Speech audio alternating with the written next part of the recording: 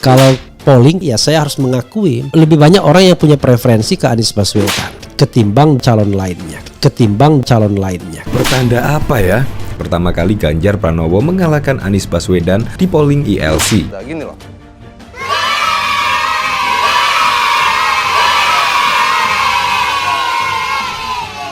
Baru satu orang saya sudah menakutkan buat kalian. Bagaimana satu partai?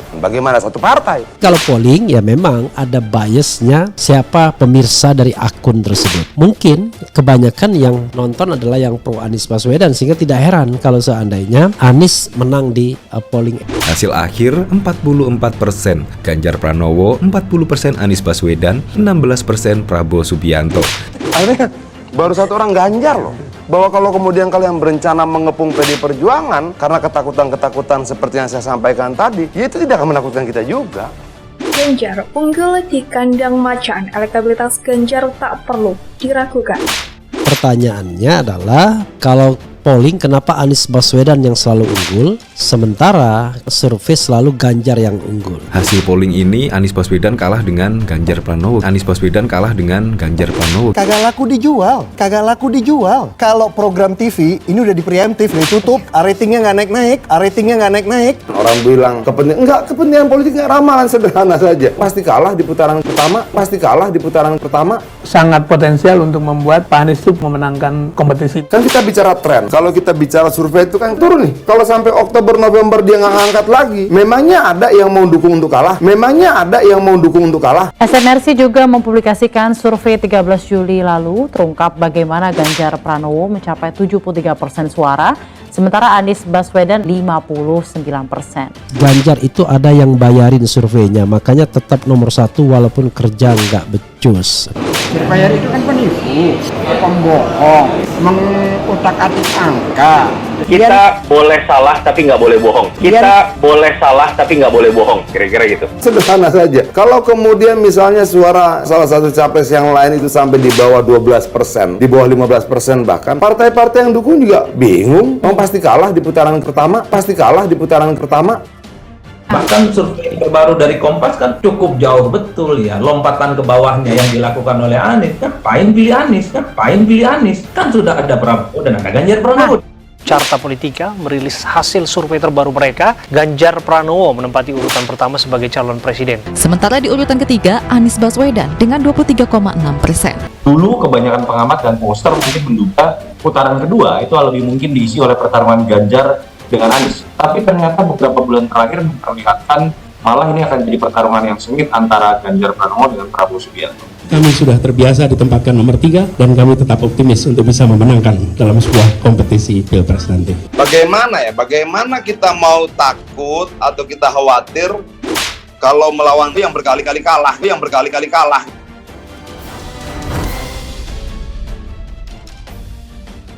Untuk pertama kali setelah beberapa kali melakukan pemungutan suara, bakal calon presiden atau baca pres Ganjar Pranowo menumbangkan Anies Baswedan di Polling Indonesia Lawyers Club atau ILC. Dalam polling yang digelar lewat Twitter Indonesia Lawyers Club @ILC Talk Show, acara talk show yang dipandu wartawan senior Karni Ilyas, Ganjar Pranowo unggul 4% dibandingkan raihan suara untuk Anies Baswedan.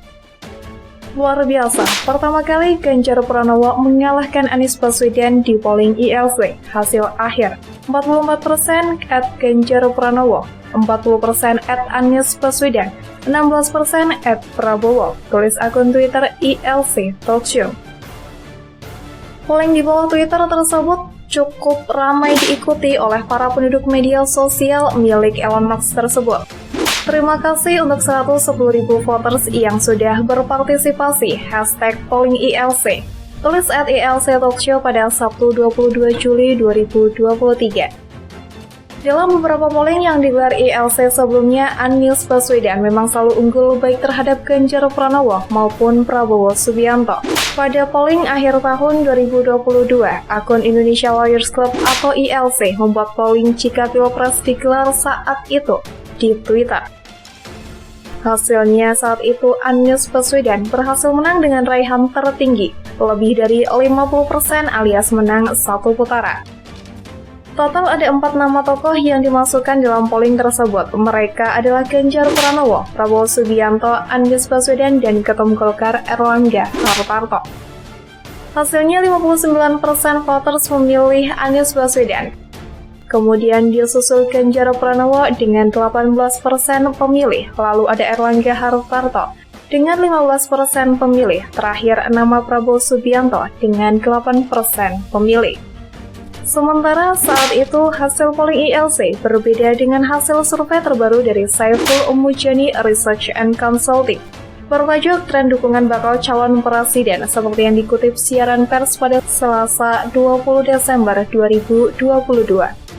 Direktur Riset SMRC Denny Irvani menunjukkan bila pemilihan presiden diadakan ketika survei terakhir dilakukan Desember 2022. Ada 3 nama yang mendapatkan dukungan paling signifikan, Ganjar, Prabowo, dan Anies. Dalam simulasi semi terbuka dengan daftar 45 nama, Ganjar mendapatkan dukungan 26,5%, disusul Anies 18,6%, Prabowo 16,8%, dan Ridwan Kamil 6%, nama-nama lain di bawah 2%. Dalam simulasi ini, masih ada 14,4% yang belum menentukan pilihan. Konsisten dengan simulasi semi terbuka, Ganjar juga cenderung unggul. Dalam simulasi tertutup 4 nama dan 3 nama. Dalam simulasi 4 nama, di mana yang bersaing adalah Anies, Ganjar, Prabowo, dan Puan Maharani. Ganjar saat itu meraih dukungan 32,8%, Anies 27,1%, Prabowo 25,5%, dan Puan 2,4%. Masih ada 12,1% yang belum menjawab. Ganjar Pranowo sendiri saat ini sudah mantap sebagai capres yang diusung oleh koalisi partai politik yang dimotori oleh Partai Demokrasi Indonesia atau PDI Perjuangan, Partai Persatuan Pembangunan atau P3 masuk dalam koalisi tersebut. Sementara itu, Anies Baswedan sudah ditetapkan sebagai capres koalisi 3 partai politik yakni Nasional Demokrat atau Nasdem, Partai Demokrat, dan juga Partai Keadilan Sejahtera atau PKS. Kini survei terbaru dikutip dari CNBC Indonesia dilakukan oleh Lembaga Pemilih Indonesia atau LPI. Ini terkait capres yang menjadi pilihan milenial. Hasilnya Ganjar Pranowo mengungguli 2 calon lain yakni Prabowo Subianto dan juga Anies Baswedan. Survei merujuk pada sejumlah indikator mulai dari rekam jejak, integritas, kompetensi, skill leadership, nasionalisme, dan keselarasan dengan leadership Presiden Joko Widodo. Dari semua indikator yang diukur, Ganjar unggul dengan angka 36,18%. Prabowo Subianto mendapatkan nilai 33,75% dan Anies Baswedan mendapatkan nilai 30,07%, ujar Direktur LPI Buni Hargens akhir pekan. Rekam jejak misalnya, Ganjar unggul dengan angka 37,44%, disusul Prabowo 34,3%, dan Anies 28,18%. Di sisi integritas, Ganjar 36,27%, Prabowo Subianto 33,93%, dan Anies 29,80%.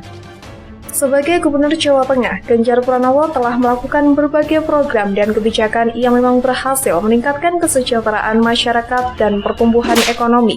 Ia sering melakukan kunjungan kerja ke berbagai daerah di Jawa Tengah untuk mendengarkan keluhan dan masalah yang dihadapi oleh masyarakat, serta memberikan solusi yang tepat. Meluncurkan berbagai program untuk menjaga kelestarian lingkungan dan meningkatkan kualitas udara di Jawa Tengah. Selain itu, ia juga berhasil meningkatkan kualitas pendidikan dan kesehatan di provinsi tersebut. Ganjar Pranowo memulai karir politiknya sebagai anggota DPRD Provinsi Jawa Tengah pada tahun 1999. Kemudian ia menjabat sebagai Bupati Klaten selama 2 periode dan kemudian terpilih sebagai Gubernur Jawa Tengah pada 2013 dan kembali terpilih pada 2018.